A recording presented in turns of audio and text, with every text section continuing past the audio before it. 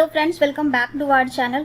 Assessment year 2021 के लिए ITR form online available है और अगर आपके पास आपका फॉर्म 16 है या आपके पास आपकी पेंशन की डिटेल्स हैं तो आप इजीली अपना आईटीआर 1 फॉर्म ऑनलाइन फाइल कर सकते हैं और अगर आप चाहें तो एक्सेल यूटिलिटी को डाउनलोड करके भी इसे फाइल कर सकते हैं। इस बार आईटीआर फाइलिंग की डेट्स को काफ़ी एक्सटेंड किया गया है और जो डेट 31 जुलाई हुआ करती थी अब 30 नवंबर हो गई है। आप अपने आईटीआर्स को 30 नवंबर 2020 तक फाइल कर सकते हैं असेसमेंट ईयर 2021 के लिए।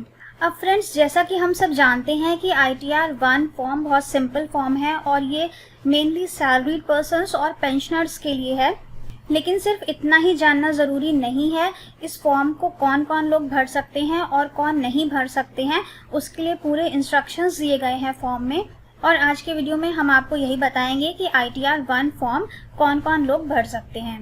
तो चलिए स्टार्ट करते हैं। यहाँ पर मैंने ओपन किया हुआ है आईटीआर 1 फॉर्म असेसमेंट ईयर 2021 के लिए और इसमें यहाँ पर ऊपर इंस्ट्रक्शंस दिए हुए हैं जिसमें बताया गया है कि आईटीआर 1 फॉर्म किन लोगों के लिए है। तो इसमें लिखा है for individuals being a resident other than not ordinary resident, मतलब ये फॉर्म सिर्फ और सिर्फ रेसिडेंट इंडियंस के लिए है। अगर आप नॉट ऑर्डिनरी रेसिडेंट हैं या फिर आप नॉन रेसिडेंट हैं तो आप आईटीआर 1 फॉर्म फिलअप नहीं करेंगे।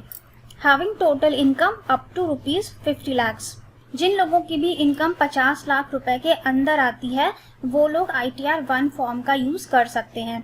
अगर आपकी सैलरी इनकम 50 लाख रुपए से ऊपर जा रही है या आपकी टोटल इनकम 50 लाख रुपए से ऊपर जा रही है तो आप आईटीआर 1 फॉर्म का यूज नहीं करेंगे।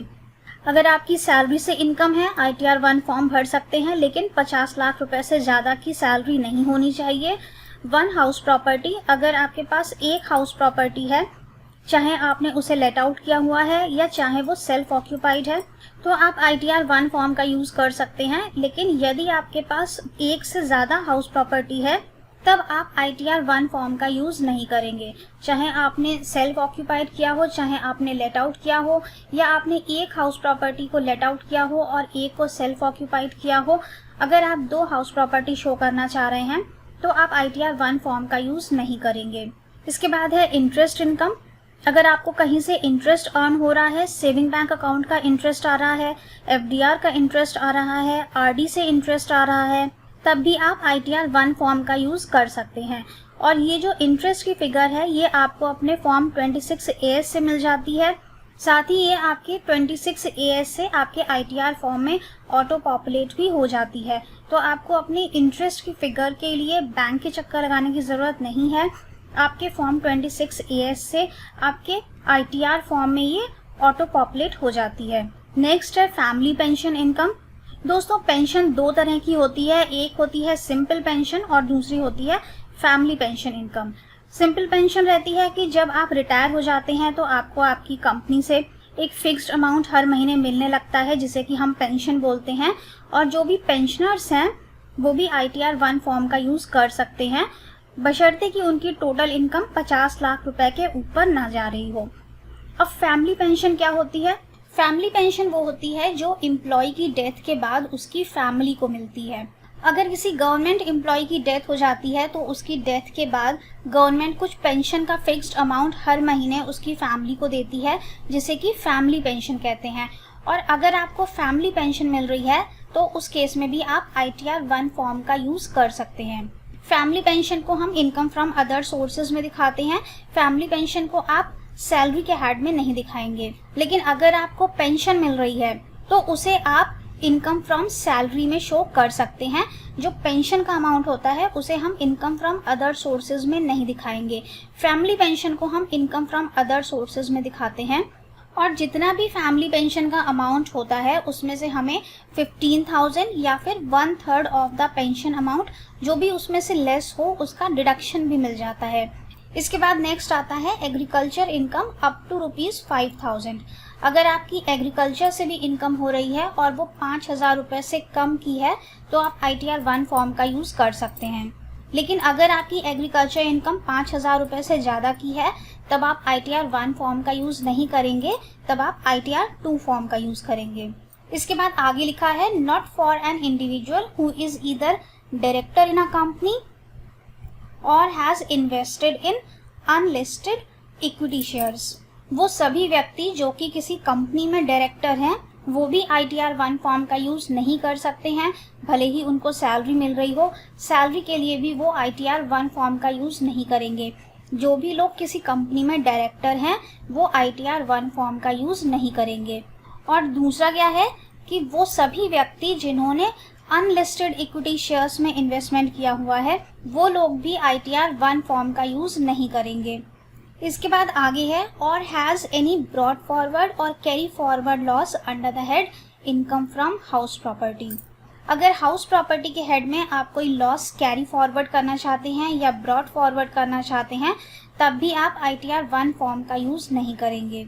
अब फ्रेंड्स, हमने यहाँ पर ये समझ लिया कि जो हमें इंस्ट्रक्शंस दिए गए हैं ITR 1 फॉर्म में उसके हिसाब से कौन लोग ITR 1 फॉर्म का यूज़ कर सकते हैं। लेकिन इन इंस्ट्रक्शंस के अलावा भी बहुत सारी क्वेरीज होती हैं जो इन इंस्ट्रक्शन से क्लियर नहीं हो पाती हैं कि क्या हम ITR 1 फॉर्म का यूज़ करें या हम किसी दूसरे फॉर्म का यूज़ करें। तो आइए जानते हैं कुछ ऐसी ही क्वेरीज के बारे में। कुछ लोग ऐसे भी हैं जिनको अंडर सेक्शन 192 सैलरी में भी TDS डिडक्ट होता है और under section 194J professional income का भी TDS डिडक्ट होता है। तो क्या वो ITR 1 फॉर्म का यूज़ करें या ITR 4 फॉर्म का यूज़ करें?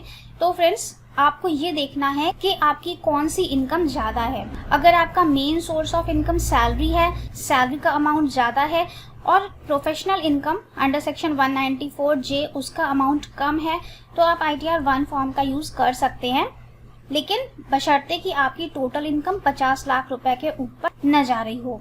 लेकिन अगर आपका main source of income professional income है, प्रोफेशनल इनकम का अमाउंट ज़्यादा है और सैलरी का अमाउंट काफ़ी कम है, तब आप ITR 1 फॉर्म का यूज़ नहीं करेंगे, तब आप ITR 4 फॉर्म का यूज़ करेंगे और as a professional income under section 194J में अपने ITR को फाइल करेंगे। इसी तरह से कुछ लोग ये भी क्वेरी करते हैं कि अगर हम शेयर ट्रेडिंग कर रहे हैं तो हम ITR 1 फॉर्म का यूज़ करें या ITR 2 फॉर्म का यूज़ करें। तो फ्रेंड्स, अगर आप शेयर ट्रेडिंग कर रहे हैं और उस शेयर ट्रेडिंग से आपको ड्यूरिंग द ईयर कुछ भी प्रॉफिट हुआ है या आपको कुछ भी लॉस हुआ है तो उसके लिए आपको ITR 2 फाइल करना है।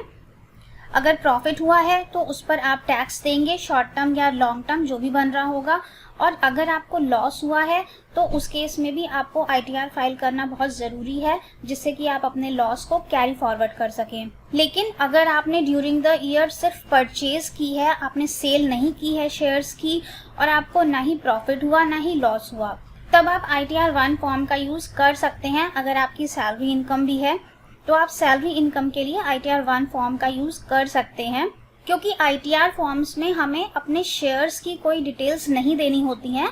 हमें सिर्फ ये बताना होता है कि हमें ड्यूरिंग द ईयर कितना प्रॉफिट हुआ है या अगर हमें लॉस हुआ है तो उस लॉस को कैरी फॉरवर्ड करने के लिए हम ITR फाइल करते हैं। तो अगर आपने कुछ भी सेल नहीं किया है, आपने सिर्फ परचेज की है शेयर्स की, तो उसे आप ITR में कहीं पर भी शो नहीं करेंगे कि आपने कितने शेयर्स परचेज किए हैं। आप सिंपली ITR 1 फॉर्म फाइल कर सकते हैं अगर आपकी सैलरी इनकम है और वो 50 लाख रुपए के अंदर है। कुछ शेयर्स सेल कर देते हैं और आपको लॉस होता है या आपको प्रॉफिट होता है, तब आप ITR 2 फॉर्म का यूज़ कर सकते हैं।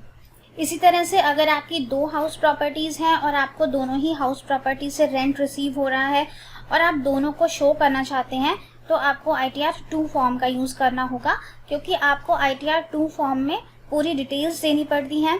आपकी प्रॉपर्टी का एड्रेस, टेनेंट का नेम, टेनेंट का पैन नंबर, वो सारी चीज़ें यहाँ ITR 1 में अवेलेबल नहीं है। ITR 1 में आपको सिंपली अमाउंट देना होता है कि आपको कितना रेंट रिसीव हो रहा है और ITR 1 फॉर्म सिर्फ एक हाउस प्रॉपर्टी के लिए रेलेवेंट है। तो फ्रेंड्स, ये थी कुछ जनरल क्वेरीज जो लोग अक्सर पूछा करते हैं। आई होप कि आपको क्लियर हुआ होगा कि ITR 1 फॉर्म कौन लोग यूज़ कर सकते हैं। वीडियो अच्छा लगा हो, आपके लिए यूज़फुल रहा हो तो चैनल को सब्सक्राइब करना मत भूलिएगा, वीडियो को लाइक कर दीजिएगा और दूसरों के साथ इसे शेयर कर दीजिएगा। Thank you so much for watching.